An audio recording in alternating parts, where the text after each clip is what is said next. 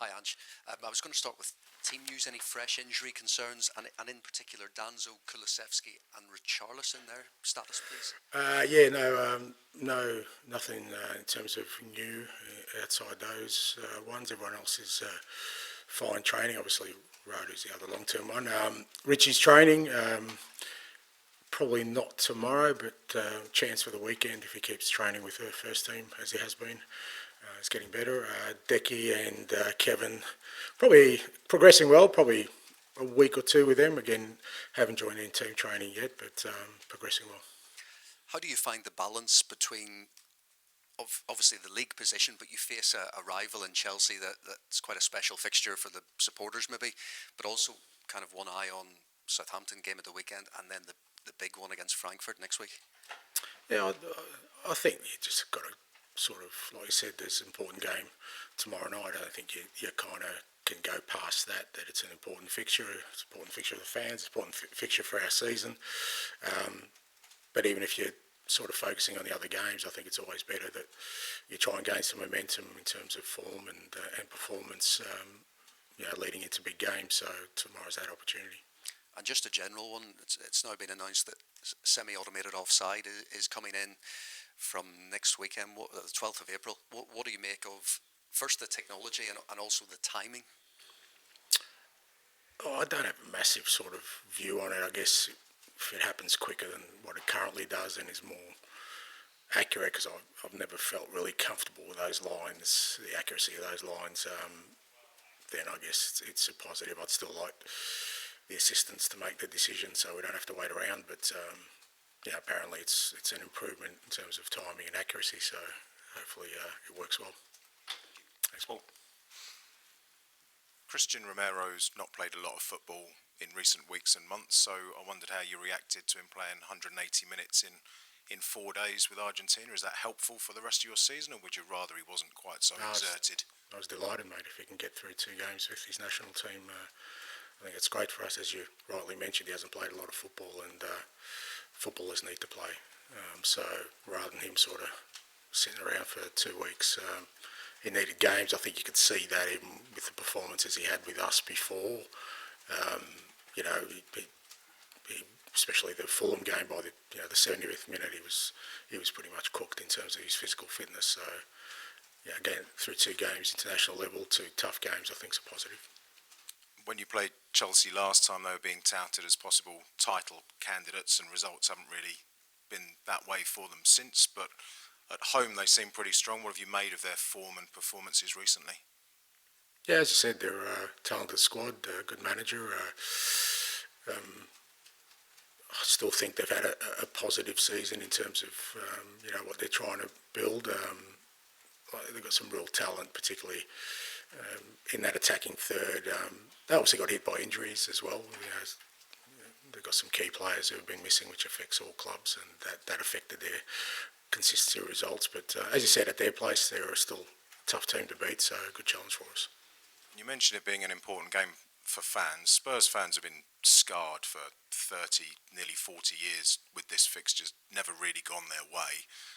I wondered, with fan base being scarred, disappointed regularly, even pessimistic going into this one, do you notice any different air when you have casual conversations in the canteen here, in the corridors? Is there anything different in the build-up when you're going up against Chelsea here? Try and separate what you just said there. We're not talking about the fans. That's not what we're talking about here. We're talking about the next challenge, which is obviously Chelsea, and we understand the significance of the fixture. We understand, as I said, they're a good side. They're particularly at home. They're a tough team to beat. So we're going to have to perform at our best to overcome them. But that's a great challenge for us. As I said, we need to sort of try and build some momentum into the rest of the season and finish in a positive way. And going to Chelsea, we know we're going to have to play well to beat them. Thanks. Pass down to Rob, please. Hi, Andrew. How beneficial has this past week been for you on the training pitch? I mean, you've virtually had all the players available ahead of a really tough run of fixtures. Yeah, no, it's been a good sort of international break. A bit unusual not having a game on the weekend, which kind of worked well for us because the majority of our international players played. So we were able to give them a sort of couple of days to recover post their internationals instead of just flying straight back, which I think was good for them. The guys here worked really hard, but again, we could give them some time off within that context. And I mean, the whole sort of group got together at the beginning of the week, and I think they're all in a good place mentally and physically. I think it was positive in that guys who probably needed to play some football did so. Guys who maybe needed a bit of a breather also got that opportunity. How's Lucas feeling? Because, I mean, he was in line to start his first game for Sweden. Yeah, disappointing for him. He sort of copped the virus pretty much first day. He got there and knocked him about. They held him sort of around for hoping to play in the second game, but in the end they just thought, because he hadn't trained at all, it was just better off here. So he came back to us, probably had a day off, and then has trained fully since, so he's okay. Okay, thanks. Thanks, mate. Pastor James, please. Hi, Ange. I was watching the Optus interview you did the other day. You were talking about you felt in hindsight you'd have taken a different approach to the start of the season, and I just wanted to get you to elaborate on that a little bit. What did you mean in terms of pre-season training or team selection early on? Or I thought it was pretty clear, mate. Maybe just listen to the interview again. I don't think there's anything else I need to expand on. Like I said, you kind of review things along the way. We'll probably review things properly at the end of the year, but my sense is that, we obviously had a lot of players who missed a lot of our pre-season, and we kind of went into the season probably a little bit underdone in terms of some of our key players, and I think we paid a price for that. And, I think, this pre-season might look a little bit different because we won't have as many international commitments as last year, but like I said in the interview, I think it's just stuff we'll review and try and adjust so that sort of pre-season, which I think is important for every sort of club, but particularly for us from a physical perspective, we try and get right this year. and during the international break, Richard Pochettino has been talking again about wanting to manage Spurs one day in the future. I just wonder what you made of him going public with that at a time when you're under a bit of pressure here, and also you're going into a defining part of the season.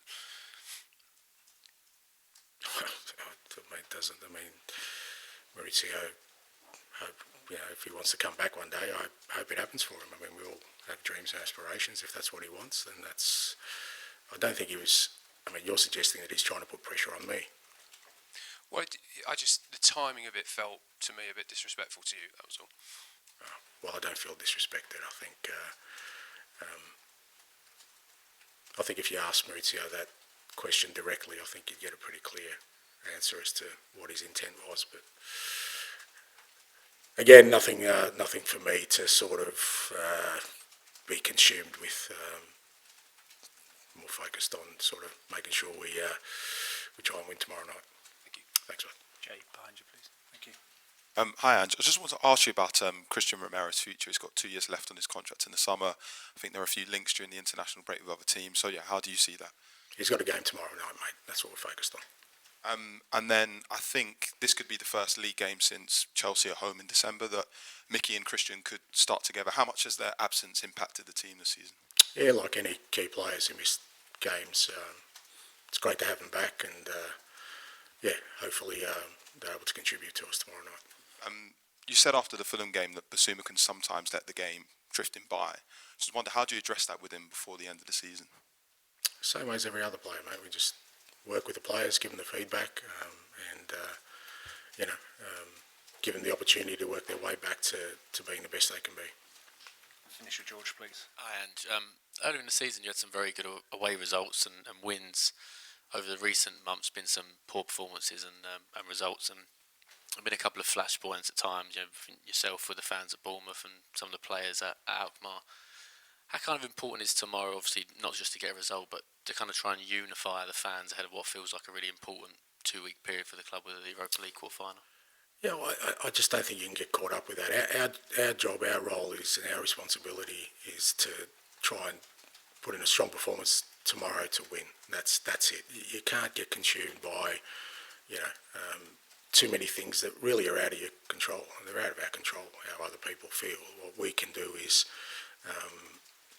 like I said, perform against a tough opponent tomorrow and try and gain some momentum leading into an important part of the season for us. So that's where kind of our focus and the players' focus has been. I guess with tomorrow, is it a good dress rehearsal for Frankfurt in 2 weeks? Because it's a difficult away game. It's going to be loud. Players are going to be under pressure, and it's a chance to come through that. And they'll obviously have to do the same in 2 weeks. Yeah, I mean, it's a little bit different because, I think European competition and sort of knockout competition, it tends to be a little bit more cagey. But like you said, there's some elements there of playing away from home, against a sort of loud fan base and against a quality opponent where, certainly, if we can come through that test, then that gives you confidence about what's ahead. And I guess just finally, from your own point of view, James asked about Pochettino's quotes. There's been a lot of talk about your own future during the last 2.5 weeks. How do you kind of deal with that as a manager and as a human being, knowing that kind of cycle is being spoken about? I don't deal with it, mate. I mean, like I said, I know what my responsibilities are.